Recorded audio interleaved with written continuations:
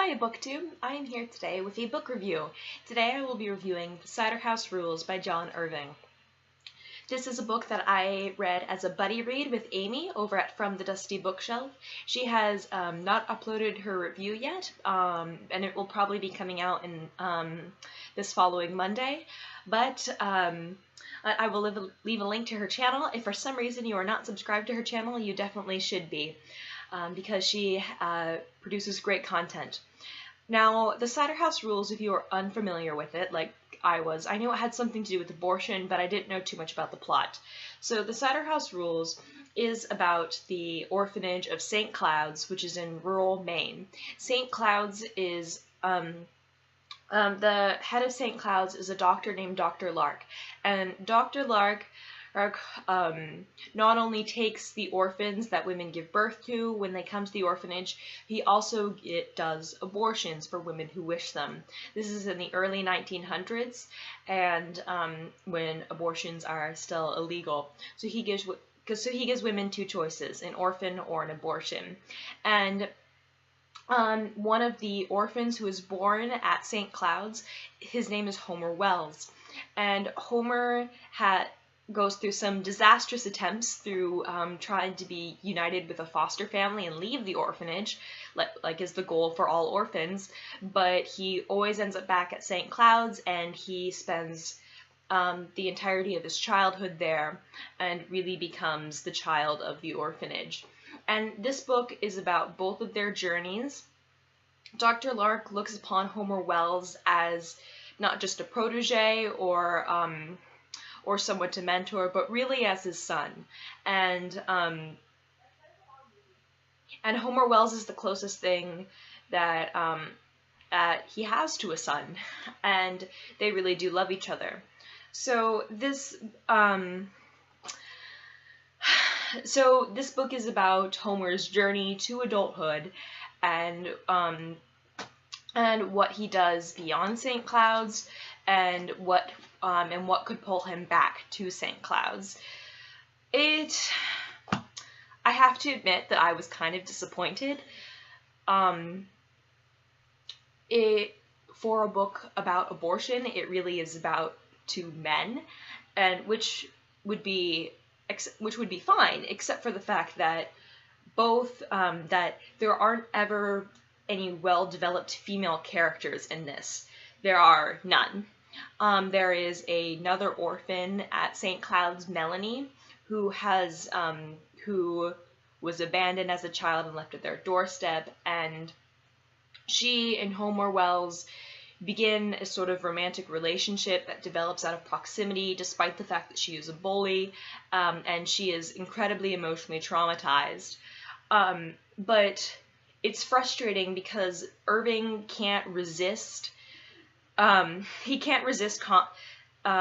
developing female characters' personalities out of their appearances. So we're constantly reminded that the bad female characters are fat, and that the good female character who comes on later in the story, the good female character who is a completely flat personality, is stunningly beautiful. And it was something that I was kind of surprised by, because for a book about abortion, I expected there to be well-written female characters, so that we could understand the plight. Because Dr. Lark, he had an experience when he was in his residency, where a woman came to him and she begged for an abortion. He didn't give it to her, and later she comes back and basically dies in front of him because of the brutal mutilation that she endured in the back alley abortion that she sought.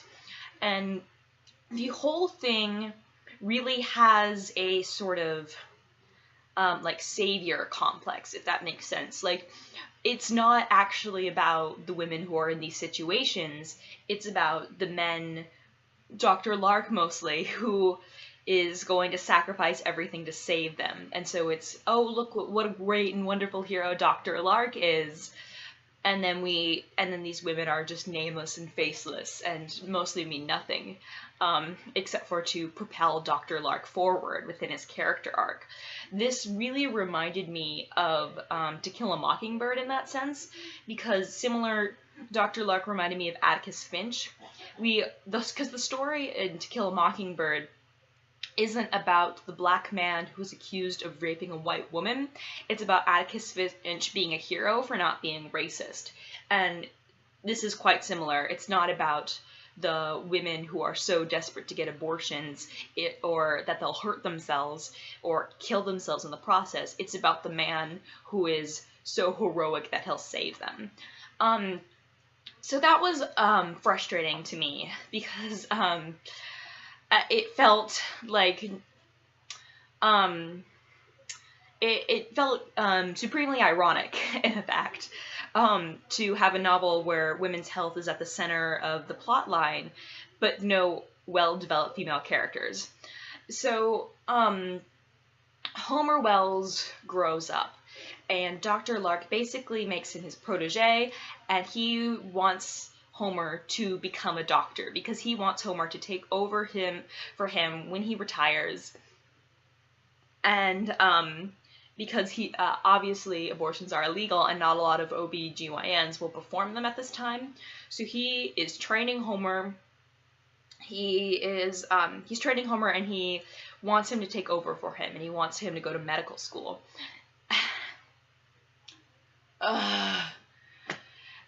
Okay, this book frustrated me so much. I need to... Honestly, like... First of all, the orphanage is incredibly understaffed. They have one doctor who not only is in charge of all the births and abortions that take place at the clinic, he's also in charge of running the orphanage, which have at least 50 orphans. Then they have 2 nurses who are in charge of assisting those births and those abortions, and they're in charge of taking care of all of the male children and rocking them all to sleep and all the babies. And then they have one woman who is the matron of the female dormitories, and that's it. They have 4 people, excuse me. They have 4 people in charge. It's dramatic. It's drastically understaffed. Homer, Dr. Lark is incredibly favors Homer over the other orphans, particularly among the other female orphans, and it's clear that the orphans do not have the structure needed in order for them to have stable homes. There's one moment where also the nurses are completely interchangeable and have no unique personalities, despite the fact that they're in the book for literally like 40 years. It's so frustrating, and it feels like Homer is a self-insertion of John Irving based on the fact that, like, how Homer is described in terms of his appearance, in terms of his sexual prowess. It seems like he's a little bit too much invested in him as a person. This book frustrated me so much. There were so many times where I wanted to throw this against the wall.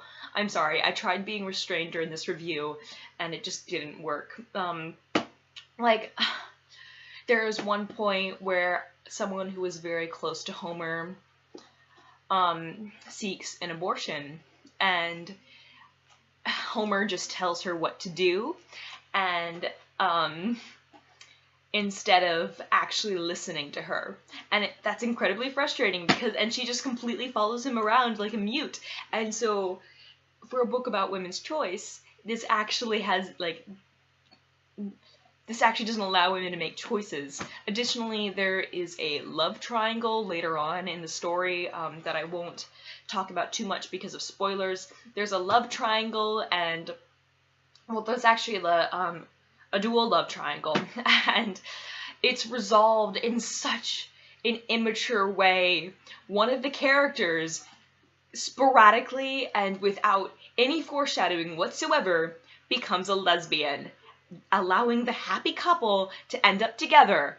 What are you doing? What are you doing? Like, that's just so lazy. No! Oh my gosh! And additionally, this book It has sexist tropes, it has racist tropes, it has homophobic tropes, and it reads like it was written much earlier than it was, because it was published in 1985. So if this was published in like 1911, I would allow some concessions, you know, like, because you have to take into account the time period. But this was published in 1985, and he's still relying on these tropes, so he gets no slack.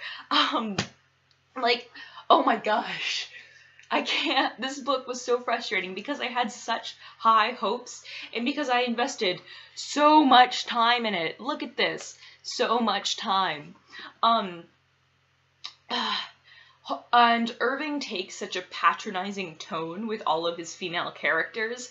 Hold on. Let me read you something. It's so... Okay. So, Nurse Caroline... Homer Wells had to trust his instincts regarding Nurse Caroline. Besides, she had told him and Candy that she was a socialist. "And I'm not pretty," she added truthfully. "Therefore I'm not interested in marriage. In my case, I'd be expected to appear grateful, or at least to consider myself lucky." Like, it's one thing to say, okay, this is what she's saying, this is where she is in her, because just because a character says something doesn't mean that the author condones it. But, and I'm not pretty. She added truthfully? Like, why do we even care? This book was so frustrating to me. And they,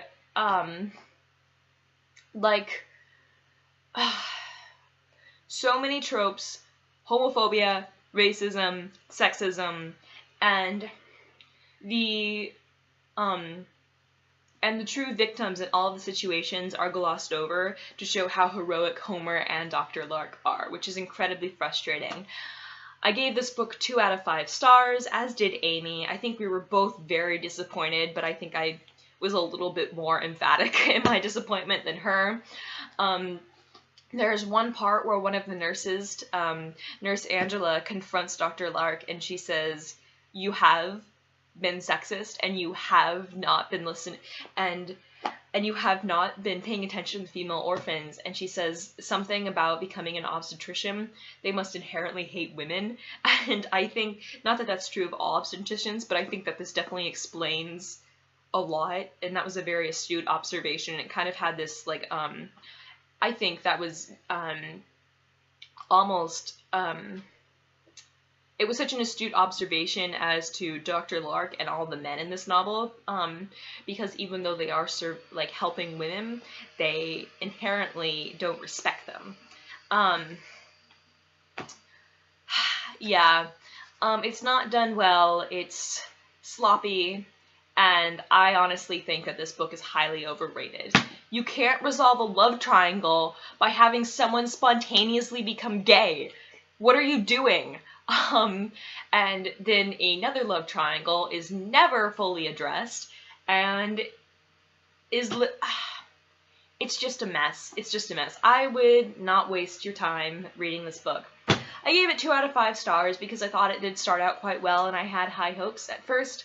For the first 100 pages of the novel, I was going to give it about 4 out of 5 stars, but then it drastically went downhill. Alright, you guys, thank you all for watching, and if you would like, leave me a comment in the description to let me know what you thought, and if you have read the book, if you have not, if you think I was wrong, if you think I was right, please let me know, and I shall see you all next time. Doei!